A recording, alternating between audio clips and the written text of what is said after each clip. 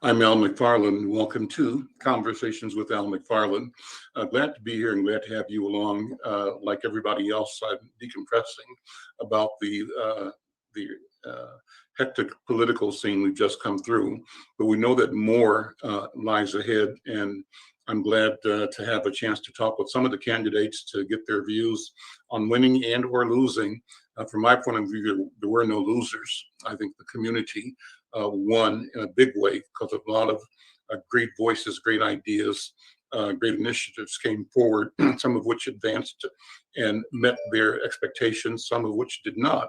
But they set in mind or set in place a new set of expectations and challenges that I think all of us have to own and take responsible for shaping, shifting, and at the end of the day, creating this community that we can be proud of, that serves us, supports us. Well, I'm pleased to see my friend, I call him my brother, Michael Rainville. Michael, congratulations on your success over in the Third Ward. And to see my friend Alicia Gibson didn't achieve her target of election, but I'm telling you, changed the narrative by creating an expectation.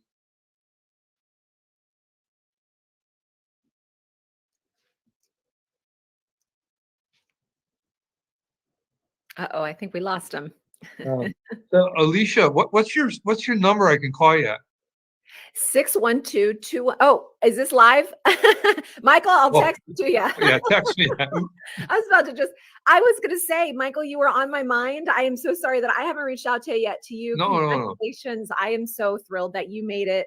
You know, you're such a really genuine, kind, wise voice. And so I'm just really grateful that, you're going to be in leadership in our city.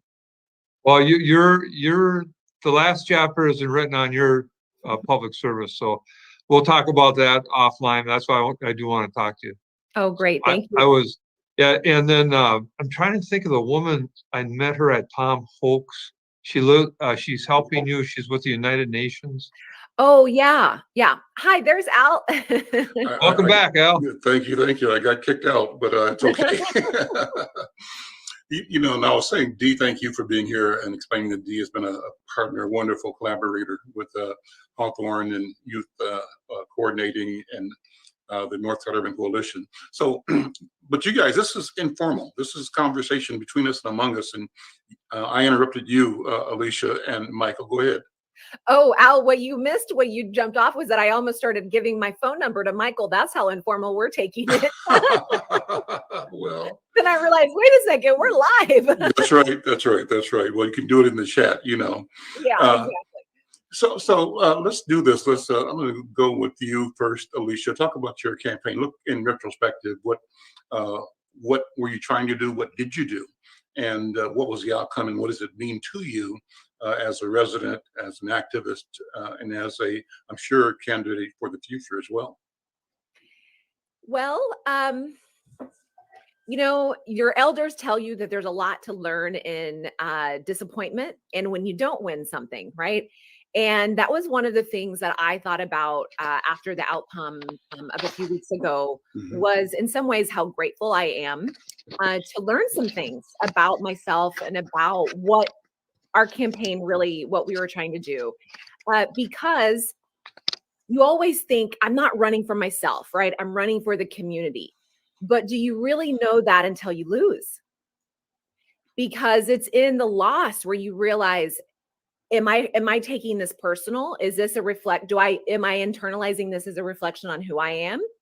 Or is it about something else, right? And so I have to say, people were really worried about me, which is so lovely. And I'm so grateful for their concern. But I really feel more invigorated today than I did the day that I announced, because this really has been about my neighborhood, my ward, my city, our children, our future, and not about Alicia Gibson. And so, I'm doing fine. And the things that I learned, that when you really are centered on community, you're always going to win. And, when I looked back, it was kind of stunning to look back on this campaign because I am a total political outsider. I've never worked for somebody else's campaign, which is typically how most people come up Mhm. in politics. I've been an intellectual. I have been a neighborhood organizer, and that's the two things. I have not been a political insider at all.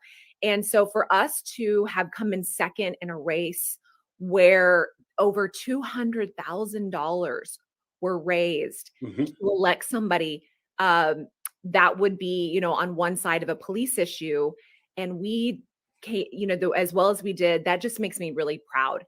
But more than that, I said, let's let the campaign be about community, right? So even if whatever the outcome is, we produce something. And I looked back on it. We hosted a lot of community conversations that are still up on my website right now. I'm trying to figure out what we want to do with that. So I think there were like 4 or 5 specific, learning about other leaders in our community. I launched a Children's Day festival to bring in some Japanese traditions and focus on children and families in our ward. And I'm going to continue to do that. That was such a fun, lovely event. I appeared on this show many times and got in conversation with people. We hosted a party in every single neighborhood so that neighbors could come together and listen to music and talk about politics in a very joyful way. And we created this really amazing quilt at the Our Streets where mostly children, got together to show what makes them happy in their neighborhood. And so we have a community art project that, that continues after this campaign is done too. So those are some of the tangible things that we did. And then I realized that a lot of the things that have been going on in my life, from my days at American University to now, and this kind of goes back to, Michael, the question you were asking about somebody that you met at one of our events. He was asking about a woman who works with the UN. And right now, for some reason, her name is just escaping me because we're having this conversation, but she's in my phone and we've become friends too. But she's a peace builder and she works at the international level and she lives in this ward. And I realized that this is all about peace building and being peacemaker. And it was a really a gift to be able to see for myself what the through line is in my own mission here in this, space and time. And so that will continue. And I think of it as a mission for peace building and as a mission for accountability. And that is not done yet. And so I will still be around, however form that takes. If there's an opportunity to run again and do something that I think is positive, I'll take it, because I actually enjoyed myself. I got to meet people, care about them, create connections. I got to use my mind in so many different ways. This was completely a campaign mostly built by me and my campaign manager. I built my whole website, did most of my social media, and that was invigorating and exciting. So that's where I'm at right now. What were the numbers, Alicia? How did it shape out in your ward? Yeah, so we were right at just, I think, 39%, just right around 40% of the ward. I was on over 5,000 ballots, that people had put me first, second, or third. Mhm. And the person who came out first was, I think, 50.5 or 51%, something like that, just a little over that 50% threshold. So that's how the numbers shaked out. And I think when we get like financial records, I'm probably going to be at about a third of the winning candidates' total expenditures. So that says a lot too. I love your story. Lisa, talk about you again. Not Lisa, Alicia. I love your story and the fact that you talk about your Japanese heritage. Tell me Yeah. about that again. Just update us. Yeah. And, I've been thinking about that a little bit too, because I feel like the Daruma doll, which I don't know if you guys know the Daruma dolls, but they're kind of like that, the doll that kind of pops down and gets knocked down and pops back up again. It's Mhm. a Japanese tradition where you, at New Year's, or when you're starting a project, you're starting a goal, you put in one eye. And then the idea is that you get knocked over, you pop back up, you get knocked over, you come back up. And when you achieve your goal, you fill in the other doll. So the other eye. So that's actually been on my mind, is how I feel right now. Yes, my grandmother was a Japanese immigrant in the 50s and moved to Oklahoma which was not a great place to be moving to as a Japanese immigrant, especially not in a major city. And he really experienced a lot of hardship, even from, people of my own family, which is a very painful, experience, very painful thing. But she was really indefatigable. She was a fighter spirit, and she and I were very, very, very close. Hard for me still to talk about her without crying. She died almost 2 years ago to the week. Hmm. I went to visit her because it was my birthday, and the one thing I wanted to do was see my grandma. And I arrived, and she said, "Alicia, you found me." And then she started to die. And Wow. so she was waiting for me to be there. So that is a relationship that's very close to my heart. So yeah, so she met my grandpa, and I didn't know this until I was an adult, but they argued about the atomic bomb Hmm. as part of their courtship. He was a GI. He was an American soldier living in Tokyo, and she was an operator because she spoke like 5 different languages. Mhm. And they never talked about it to me. But that, that conflict is a part of my family origin, Mhm. and also reconciliation. And really, they never agreed about the atomic bombing, but Sure. they didn't necessarily need to agree to love each other. Mhm. And that, I think, is, a really important story for all of us, especially now after a campaign, that hard fought on a lot of different sides. You do not have to agree with each other to care about each other. You do not have to agree with each other to want to do the best thing for the other people that are in our community. Um, Gibson is English. Is Gibson your is Scottish. Scottish? But my father's family is, itinerant white people, in America. I'm a real Mhm. hodgepodge. We believe that there's Native American, in there too. But he doesn't know his roots. He doesn't know, they were people that never owned anything. They were cotton farmers. Eventually in Oklahoma, left Tennessee as very itinerant, impoverished people, in a Model T that had 11 people crammed in there. Hmm. And Well, so that's my father's story. And he's a social worker, and so he's a peace builder. And I've learned a lot from him. Also, that's part of my story. Um, so yeah, those are some of my personal, when I went to college, peace and conflict resolution study was the major that I wanted to pursue. And I lived in South Africa, that was the 90s. And so the end of apartheid was what was happening. There was also a lot of genocide occurring across the world because of the kind of shifts in the geopolitical fall of the Soviet Union in many ways. And so Rwanda had happened. There had been genocides in Somalia as well, and many different places. And so that was kind of the moment. I would say now, if you go to college, the moment is kind of Black Lives Matter. In Mhm. that moment, it was really about the genocide and Apartheid. apartheid, Mhm. And so that was what I threw myself into to really understand how that impacts people, and how communities recover, right? The resiliency of community and the human spirit. And that's another thing I've been thinking about, because obviously we're all very disappointed about the outcome in Kenosha Mhm. recently, piling on of all of these really enraging instances of injustice, especially, towards racialized injustice towards African American and Black people. And you hear some phrases like "burn it down." People get so mad, "Burn it down." Even myself, I've been so upset to say something like that. Mhm. But I know what that means. I've seen the pictures of places where that rage gets out of control and people take to the streets and burn it down. And that isn't where we want to be. Right. And so that is the peace builder part, the institution builder part of me.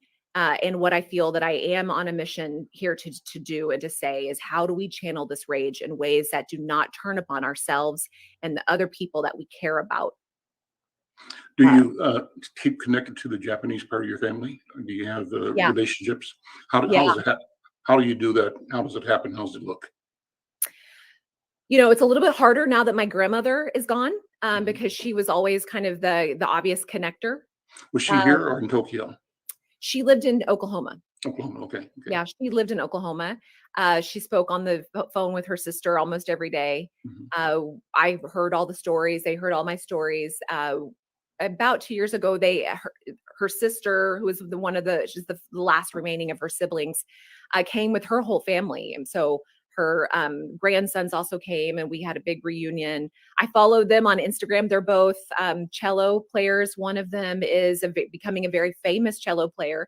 He was born with a lot of deformities and has a permanent trach.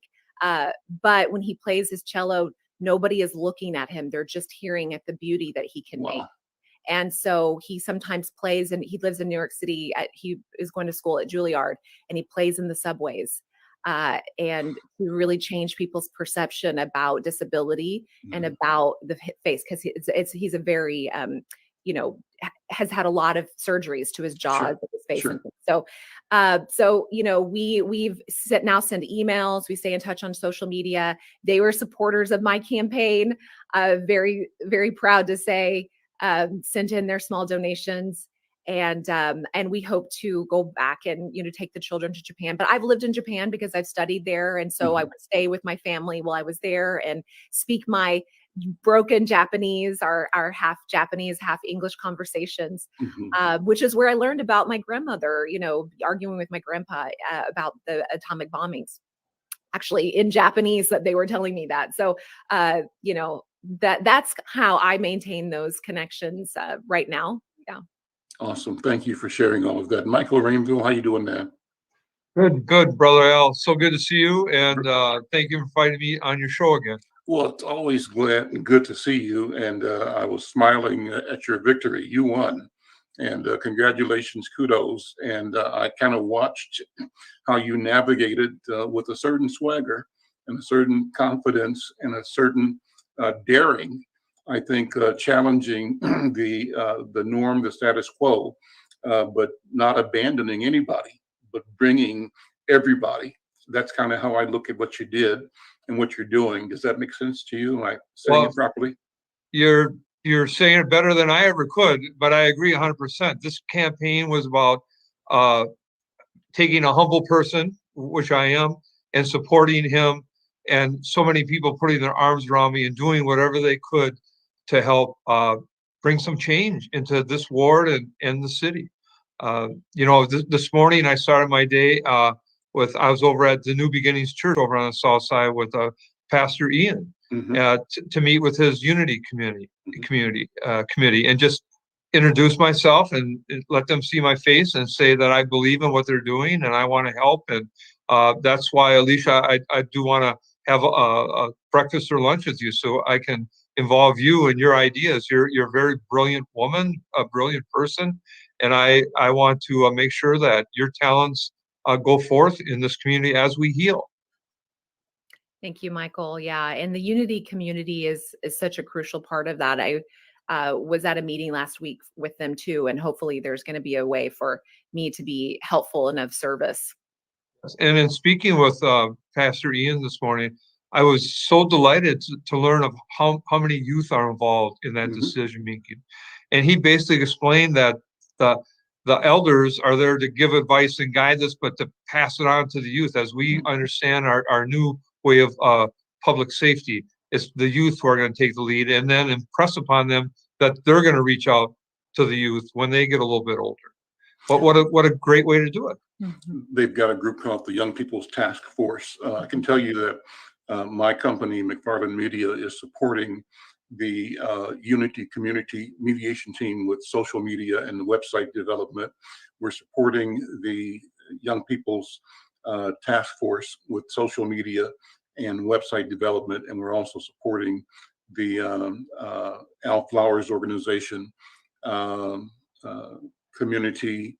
I'm having a blank on the formal name. He might be on the call in a few minutes, but all together, a collection of people that are moving without fear and in confidence and in belief that their voices, that our voices, that every voice matters, and that we owe it to each other, to ourselves, and to the future to speak our truth and to be present. One of the things that I really enjoyed about learning from and promoting the Young People's Task Force is that they said, there's just been this disconnect between the Black community and the Police Federation.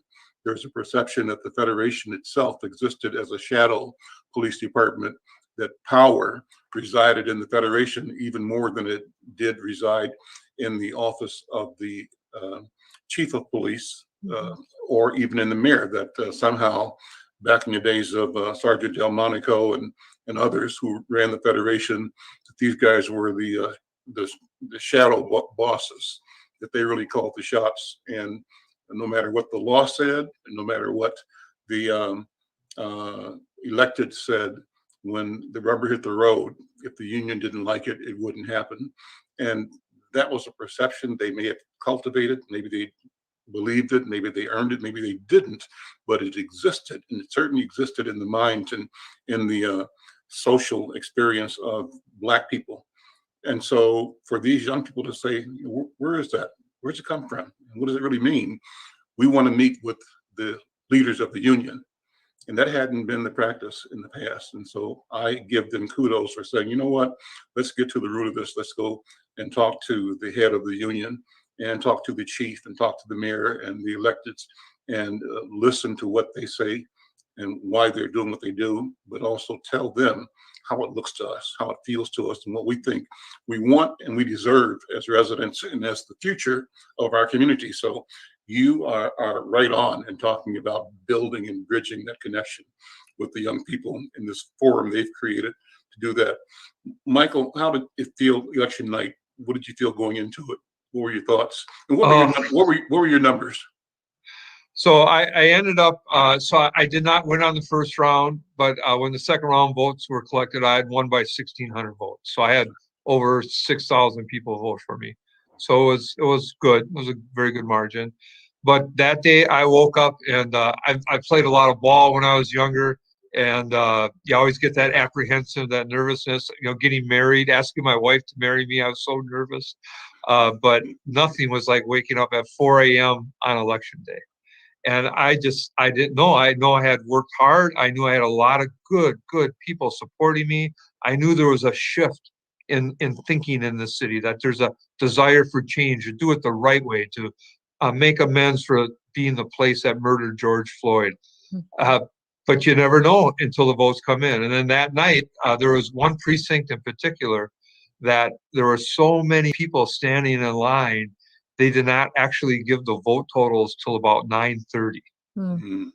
And when that precinct came in, then I knew I had won. So I was a very scared in a good way, because I just didn't know, but I knew I had good people backing me up, Al. Describe the ward boundaries. What's Third Ward consist of? Yeah, Third Ward is a very dynamic ward. On the west side, or the downtown side, as I call it, it goes from Plymouth Avenue down to 35W Bridge. And then from the river inland to roughly 7th Street, over in the North Loop, it dips to 4th Street. So it takes in, the Guthrie, US Bank Stadium, the Target Center, Target Field, so much of downtown and the housing. Then over here in Northeast, where I grew up, it's from Lowry Avenue down through Dinkytown. Mm-hmm. And then it goes, it really weaves and bobs as, the census dictates how many people are included in a ward. The last census, there was about 33,000 people lived here. Or I should say the census before last, there was 33,000. Currently, there's about 44,500. Mm-hmm. So tremendous growth along both sides of the river. When you talk about density, this is ground zero for density in Minneapolis. So you're looking at some major shifts when it comes to the reapportionment of districts. How does that look to you right now? Well, there's one plan's been offered by the committee. So there's an advisory committee that recommends changes to the Charter Commission, who has the final say. And then And then there's another plan that's gone forward. They wanted to split up part of downtown and put it into the 6th ward. And my understanding is the Somali community is not in favor of that because, in essence, it would dilute their majority. There's some federal rule. I'm not sure about it, but that 6th ward was created to give people of color a good shot of having representation by someone who looks by them. What do you think it means for the city to have the majority of the council members be people of color? Never happened before in Minneapolis or in Twin Cities. How does that sound to you? It sounds great. It sounds great. And not only is it the BIPOC community in the majority, but women are a majority. So we're going to you're going to hear me say healing till I pass out, till the day I die, because that's why I ran, was to help heal the city. And I feel that I have my own skills in doing that, but I do not have the skills that the BIPOC community has. I do not have the skills that women have. I will add to that and support that, but it's their turn to lead and to help us heal. It's very, very exciting for me. Did we get results in Ward 2 yet? Does anybody know the recount? I know a little bit. Their user picked up about 6 or 7 votes on the recount on Friday, and they're recounting again today. So it's as close can be. It was 19 votes, right? Right. So now it's down to 12, maybe 11. Wow. Amazing. Amazing. Mm-hmm. I see Al Flowers is on the edge here. Al, we're just talking to the 2 candidates, Alicia Gibson, who was not successful at her bid, but with Michael Rainville, who was successful. And the question I asked them, Al, was just how it felt and what they went through and sort of where they see it going. We, before you got on, we're talking about the fact that Michael had been meeting this morning with Reverend Bethel. I don't know if you were at the meeting or not, but with Reverend Bethel over at New Bethlehem, right, for the Unity community. And I mentioned to them that I'm working with you and the Unity community to develop their website and their social media platform, working with you and the Young People's Task Force to develop their website and their social media presence, and also working with your own organization to do the same. And I was saying just how important and critical the work is of both Unity community and particularly of the Young People's Task Force, because they, in my view, are principled and fearless, willing to walk past assumptions and the images that were built up. I mean, I said that there's a sense in the Black community, Al, that the police union, the Federation, was calling the shots more so than the chief and more so than the mayor. That back in the days of Delmonico and after that, there was this kind of braggadocio attitude where cops could just say, sort of thumb their nose at the leadership and always protect even rogue cops with rogue actions. Well, clearly that day has passed and has changed. And one of the things that I love about what you and the Young People's Task Force are doing is that these young people are saying, you know what, that may be the image, deserved or undeserved, it's irrelevant, that we have to talk directly, talk clearly and face to face. And that's what the Young People's Task Force has done.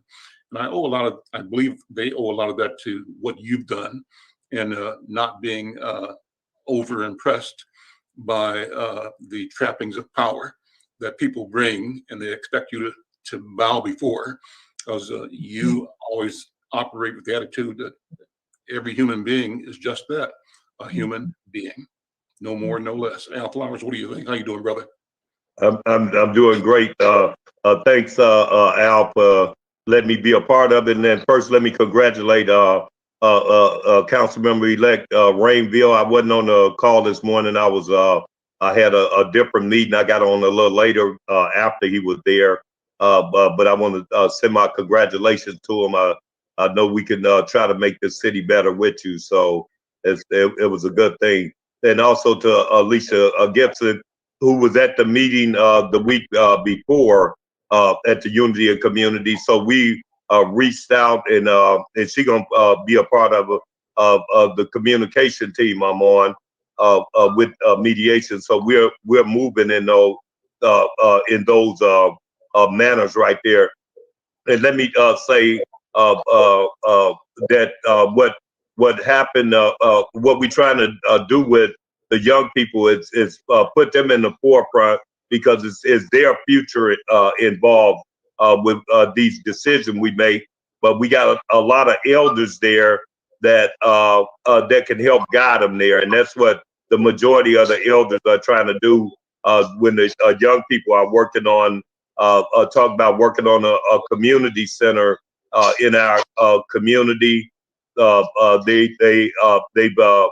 reached out to that federation, which is going to be a big part of how we change things in our community. And the one thing we got to do, particularly from ADOS, or African American point of view, we got to get our community to be involved in the process of, because we're gonna get new officers in this city, but if we don't participate and be a part of it, we'll get the same thing. So I'm excited about what those young people have did from when George Floyd died up to now. They put their time in to try to make this change, and they took some hits. They took some hits for saying vote no, as we did. Anybody that said vote no, particularly if you are ADOS person, African American, they said we were crazy. Why wouldn't we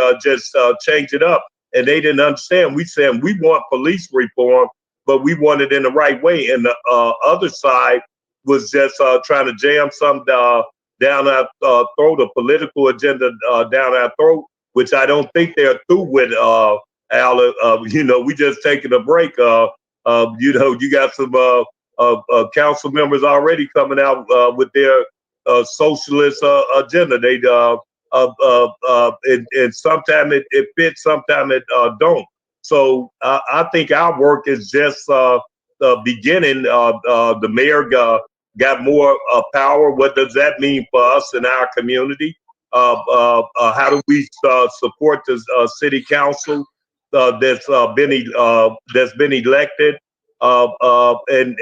So I'm excited, but I'm also not being naive that we won the vote and it was 56-44. So 44% of people were saying we needed to change it and get a Department of Public Safety. So when we're meeting, when the mayor puts his task force and committees together, we got to be there, and we got to make sure that we push for police reform.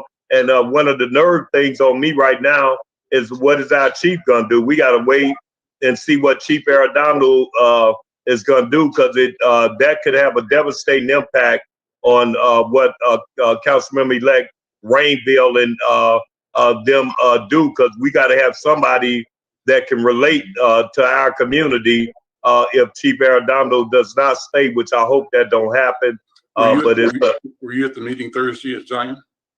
No, I wasn't able to make that. I had a meeting about Minnesota Safe Street, and so it was at the same time. But I've talked to the chief, and he said we gotta wait. I sent him a note saying he's one of the few that can finish this and get it done. Because I get as being over a 30-year resident, that just like I know Michael have yourself, being over a 30-year resident, when you hear people saying we ain't gonna get this city back, we won't get the city back, that's a hard thing to hear. So I'm just we're gonna continue to do what we doing, and like you said, Al, you have put the website together for the young people. You put the websites and things together for the mediation team, and also Safe Street, which is important to us, so we can communicate our message. And if this election put people that did never think they'll be on the same side, but it did. So that was healing right there for everybody to get together and say vote no, even though we, you know, a lot of my friends was on a vote yes side. So that's where I'm at with this conversation. Al, here's what I'm saying to people. You know, you mentioned it, the numbers were that tight. And so I don't think there was a loser. I think there's an argument that's going to go forward. And I think that's a good thing.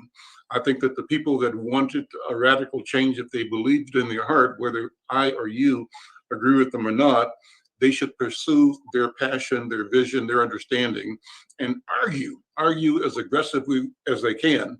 But that argument forces us, Al, who I'm saying that I voted no on question 2. So Right. Those of us who took that posture, we have to be both sensitive, aware, and prepared to articulate, you know, to say what it is we are looking for in reform and in accountability, not only of what exists now, but as we co-author a future that really serves all of us. But I think that the energy that they bring is not misplaced energy. It's energy that will benefit me and you and others because it makes us all sharper. That's what I think. Go ahead, Alicia. Oh, I was just going to say, you know, as somebody who was running and lives in one of the fire hose for yes precincts and areas, I wanted to both confirm a lot of what you're saying. You know, people who voted yes had some really principled reasons for doing that. I think that they were misguided in large sense because they didn't really, there was a lot of confusing things being said about what would be possible with or without this Department of Public Safety. But I think that a lot of the value behind it is actually united. I mean, that's why I like the unity community as that tagline.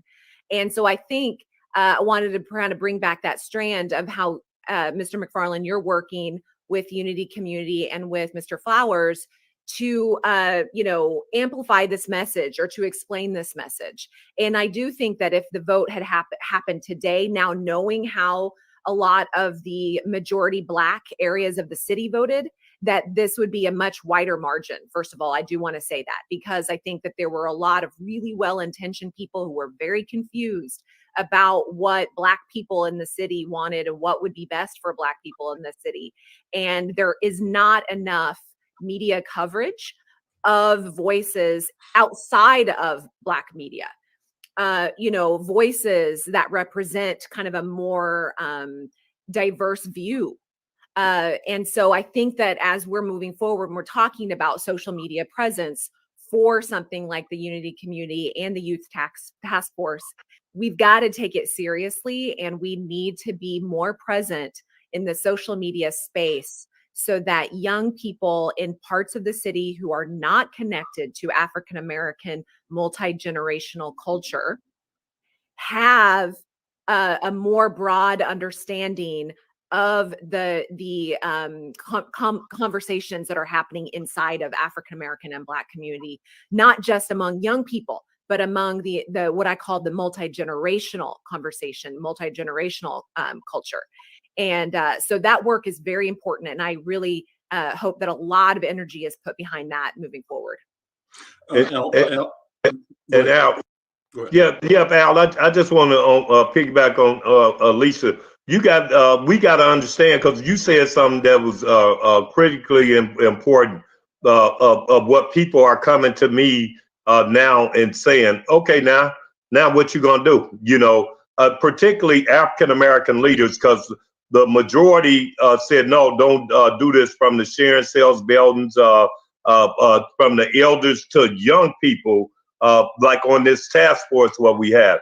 And so now they look at, and that's why something has to happen for those young people, not more for our elders or for us. You know, it's got to happen for those young people that knew better than to say that we didn't need law enforcement when we had over up to year to date 355 carjacking, year to date 80 some murders, and the majority of them look like us. up to date, 20,000 shots fired in Minneapolis. 20,000 shots fired in Minneapolis. And we're saying that we didn't. About 15 minutes. Yeah, we're saying that we don't. That we need to keep the police, and then how down the law enforcement is right now. They ain't got enough police to even cover a Cub Food lot, Al, which is right down the street from you here, where, from the Garvey house, where they up there spinning and burning rubbers and tires, and finally they got over there and blocked it off, said they couldn't do it Saturday. But those are the things happening while we trying to do police reform. That's why I'm glad you're working with us on police reform, but we're also talking about economics to Councilmember-elect Rainville.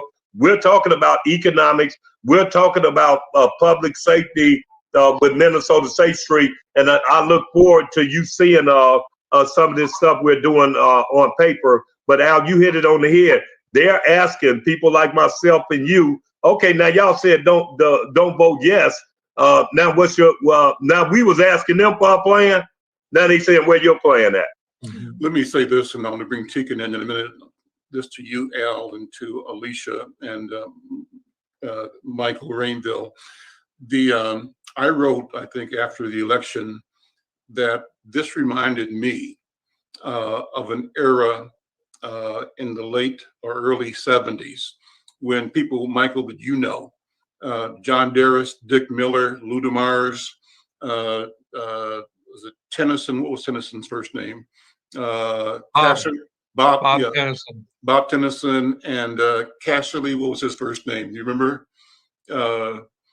But that group came out of Ascension De La Salle High School. They called them the De La Salle Mafia, and they presided over the exponential transfiguration of the city of Minneapolis. These were young people, young guys that were groomed, right? Elders in the community, people like Dr. John Seltrid, I think, people like Jim Rice, others that your predecessors, the Rainville family, were grooming these young voices and young people to emerge, and they transformed our city. That's when the IDS and tax increment financing meant this massive development in North Minneapolis. It also was predecessor to things happening in community, the federal government's support of community development block grants, out of which organizations like Hawthorne Neighborhood and others emerged. So all this stuff happened.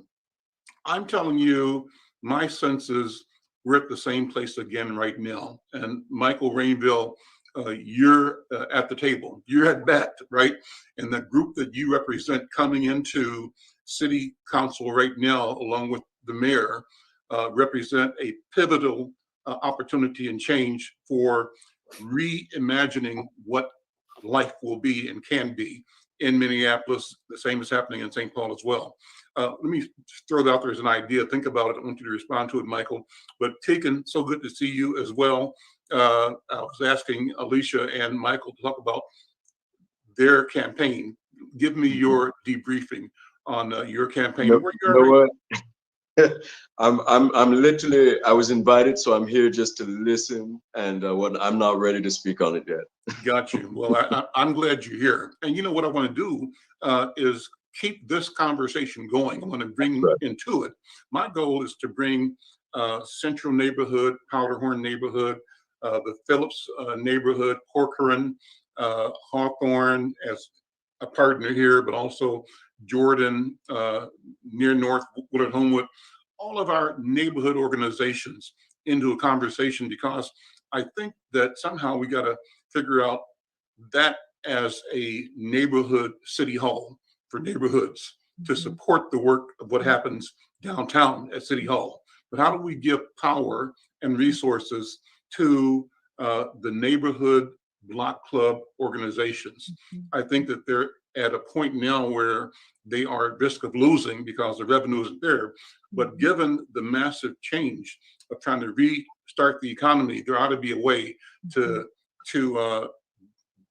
present resources to grow organizations like Hawthorne Neighborhood, staff them, researchers, internships, things that can make the neighborhoods both functional and support and become a viable pipeline for supporting the work and directing city council members. That's what I think. Michael, what do you think about that? Well, I think a lot about that, and I think you're absolutely right, because for 35 years until I ran for office, where I resigned, I served on the neighborhood board of my neighborhood, the St. Anthony West neighborhood, and I saw those good ideas year after year after year come through. And when they were supported financially, and we could communicate with the neighborhood, and print up the flyers and put them in the doors, buy a little ice cream for Dickman Park.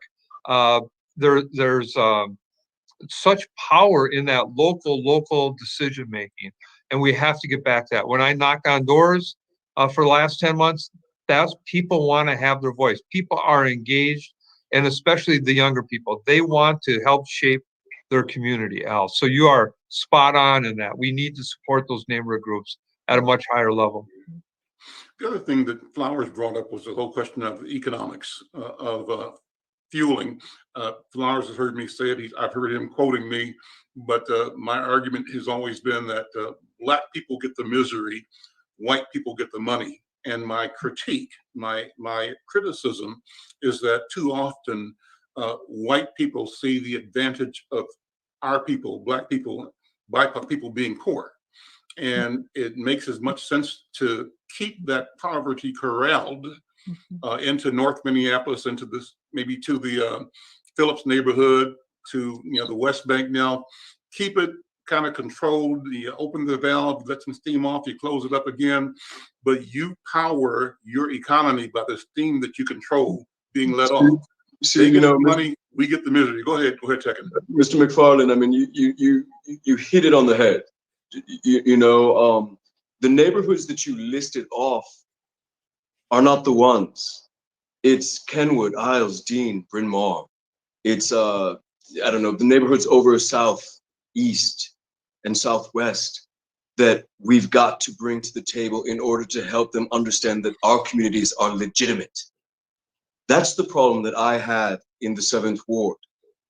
Is I was unable to pop the bubble of Northern white supremacy and Judeo-Christian complicity.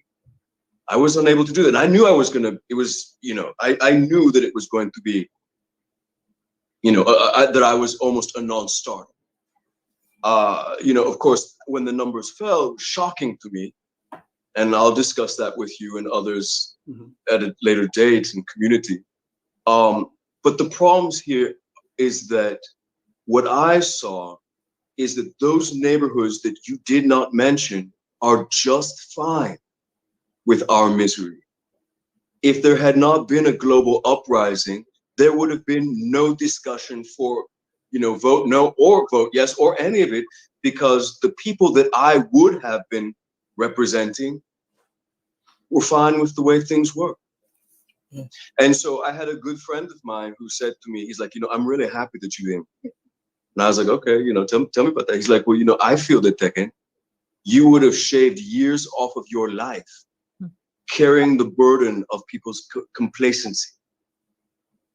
And I was like, yo, I can't even refute that, because that's so true. I mean, that's what was so difficult for me, to get on my bike every day and go out into the far reaches of Ward 7 to knock on doors and do all of this by myself, was that, I was struggling all throughout that campaign under the burden of complicity and complacency. And the way that it was effortlessly and kind of in a way joyously thrown in my face. And so the problem here is not our communities. It's those other communities that want to stop us from being able to exist in this city as comfortably as everyone else. It's actually quite shocking that we are right now still struggling to get out of these red lines that were set for us, 80, 90, 100 years ago. 110. Diana, jump in. I agree with you, Tech. I just want to piggyback on something that you said with regards to the neighborhoods. I just want to say that I'm proud to say I'm the executive director for Hawthorne because we have reached out to other neighborhoods over South, other near North places, and we have started to work with these people. So you're absolutely right. And you're right too, Al. We have to get our youth, we have to give them the right tools to carry out this plan. And us as the elders have to guide them. Because if we don't, it's not going to work. So I'm just saying, neighborhoods, especially in this pandemic, neighborhoods have to reach out to one another and start working together if they really want it to work. We can't let the city defeat us. Go ahead, Michael. Michael. So, Tegan, I hear you loud and clear, but I want to give you a little bit of hope. So, as I door knocked and have my meet and greets in the very wealthy part of the Third Ward, I'm talking around by the Guthrie, and then over northeast here along the riverfront. My feet were held to the fire by the voters. They said they would not support me unless I was stronger on social justice, and that what was I going to do to help the less fortunate sisters and brothers in our city. And that was very heartwarming for me. I wish you could have been with me and heard their concerns. And I really began to realize how, so Lewis King, how important he is in his work with Summit Academy.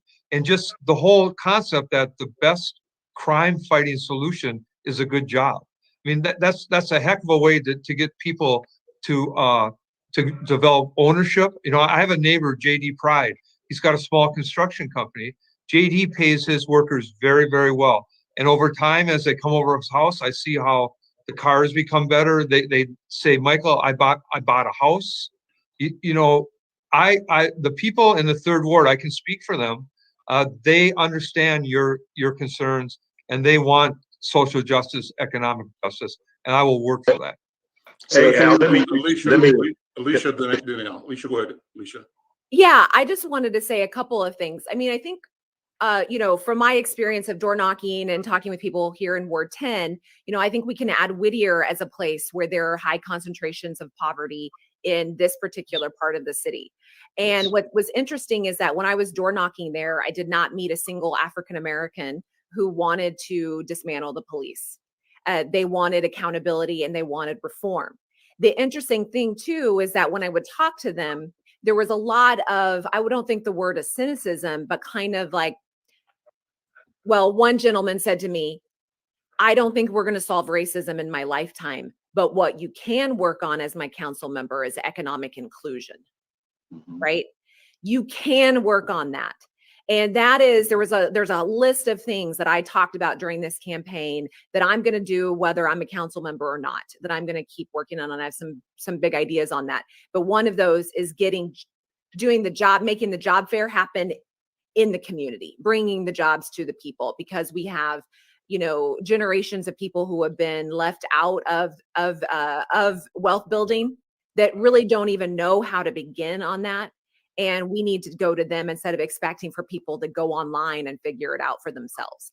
But the other thing that I want to point out from the conversation happening here in Ward 10 is that when Black people do make it out of poverty, then for many progressive people, they become suspect.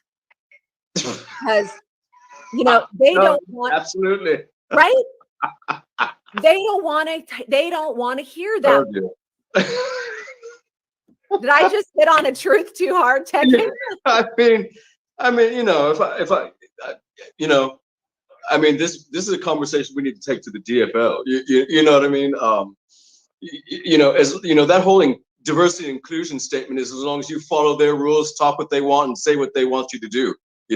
F that. These people are absolutely insidious. Absolutely insidious. So you hit it right on the head.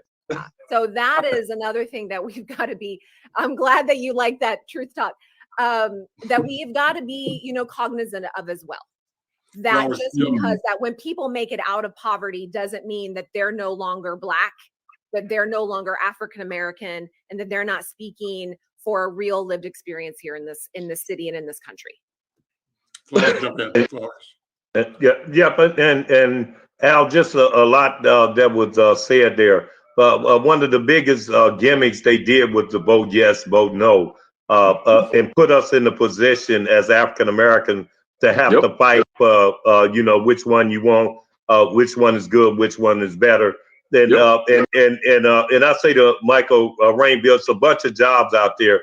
So that line of the best social service program is a job that came from Ronald Reagan when he was kicking poor people off welfare in the 80s. So you got, so I look at those lines like that. I said the best crime fighting strategy, the best public safety strategy is to have people working. That's what I said. Not social crime. And then that and that depends on how much you're making money doing the crime. So it's a whole thing there where they might be making more on that street corner than they can to make their living, and we got to deal with that within our community, within all communities. But our thing has got to be about the economic justice. We have to have economic justice, and we got to have it now. So while we was fighting all this time about the police, somebody, I think Alicia was talking about the progressive were telling us you don't need the police, they ain't no good. But then when you talk to those same progressive about reparations or how we was in the 400 years of oppression by the police, 400 years of economic oppression, particularly for African Americans, that when we came out of slavery, we are still the only people that have not been gave they just due on reparation. So what we trying to do now is while we waiting on the figure, because sooner or later America and Minnesota will say no, they are right and give us an economic chance. That's what it ain't. The deter crime is giving us an economic chance and letting us develop. We don't have black business. We African Americans are last in housing, education. Everything we last in, but we first in public safety with this violence happening to us. So what it is that it's so many people that's split up. Just let's do the right thing economically for African American people. That everybody is everybody latch on to the African American when they trying to move their agenda. But when they move in their agenda, they don't never when they go into them rooms, nobody goes in there talking about us. They go in talking about their community, whether you're Somali, Latino, Hmong, nobody goes in talking about us. But when we go in, we're the most inclusive people. So that's what I would hope you take to this city council, not listening to one person, not a leader, not one leader that you sitting in the boardroom with, that's been people been in there for 10, 20 years, and now they got the ideal of sitting in with community people, young people. That's how we are gonna get out of it. That's how we gonna push. That's how we gonna push it. And it's gonna take Al McFarlane and Inside News and these conversations, KMOJ, to speak up on our behalf, or they gonna never get there. We're out of time. This has been a great conversation. Like I said, we're going to do this every week, Monday, reaching out to the neighborhood organizations in particular. You know, the question of redistricting, important question. Want to have that as something we talk about, Michael. And I'd love to have this be something that both the contenders and the newly elected show up as often as they can to report out both questions, challenges, strategies, etc. Listen, thanks to all of you. Dee, did you want to say anything? Thank you for being here, Dee. Okay, great. Listen, we will see you all next time, next Monday. I'm Al McFarlane. This is Conversations with Al McFarlane. Take care.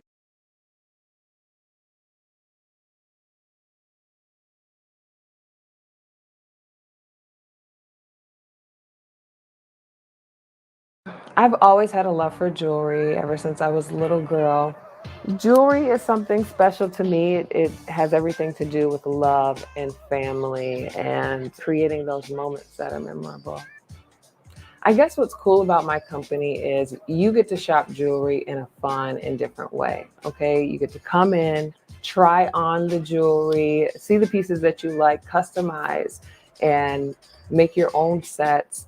And also, you can sip some champagne, you can have a couple of shots. This is an experience. It's an experience for you to buy jewelry in a fun and different way. It's an experience for anyone that you're gifting it to. It's going to make them feel special. Gifting jewelry it means something a little bit more. If somebody buys you jewelry, they probably love you. you know? When I first started selecting pieces for my collection, I thought about my mom and dad. My dad would buy my mother tennis bracelets, necklaces, rings. She had them on every finger. Her ankles, she had anklets, like you name it, toe rings.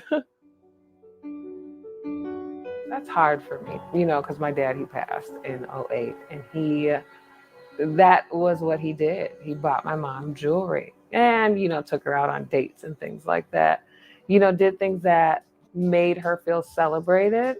And every time I look at a piece of jewelry, I think about those things.